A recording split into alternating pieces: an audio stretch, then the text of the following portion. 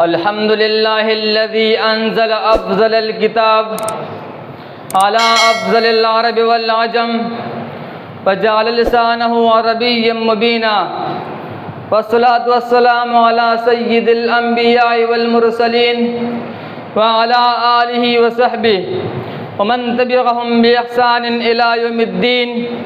أما بعد، فأعوذ بالله من الشيطان الرجيم. بسم الله الرحمن الرحيم. قال سبحانه وتعالى: إنا أنزلناه قرآنا عربيا لعلكم تعقلون. وقال رسول الله صلى الله عليه وسلم: أحب العرب الثلاث لأني عربي والقرآن عربي وكلام أهل الجنة عربي، أو كما قال عليه الصلاة والسلام. إخواني المتحابين في الله، إنه لمن الغبطة والسرور أو وفقني الله تعالى بأن أقوم بين أيدي إخواني الطلاب.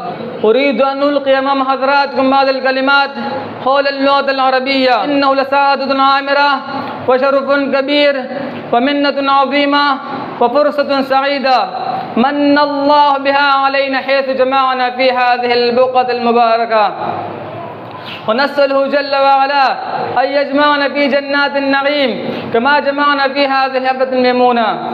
أحبتي في الله، لا شك أن اللغة العربية لها دور ومكانة في نشر العلوم الإسلامية في أرجاء العالم، ففرض للأمة تعليمها وتعلمها. قال عمر رضي الله عنه: تعلموا العربية فإنها من دينكم. وقال ابن تيمية رحمه الله: العربية من الدين تعليمها واجب. أيها الأحبة، لكن هناك سؤال يتطرق في الأذهان: لماذا صارت هذه اللغة أجنبية عند المسلمين اليوم؟ حتى العلماء على الرغم هم يدرسون ويدرسون كتب العربية، ولكن قل من تجد يتحدث بالعربية ويعتز بها. أين حبنا بالنبي صلى الله عليه وسلم وبلغته؟ هل تحدثنا بلغته؟ وهل علمنا أولادنا؟ هناك كم تجد من بيوت المسلمين في البلاد الإسلامية الذين يتكلمون مع أبنائهم باللغة الإنجليزية فخرا واعتزازا بها. تعالوا معي أخبركم عن مخططات العرب تجاه اللغة العربية. ولما حاول أعداء الإسلام أن يحرفوا كلام الله ما استطاعوا. قال سبحانه وتعالى: إنا نحن نزلنا الذكر وإنا له لحافظون.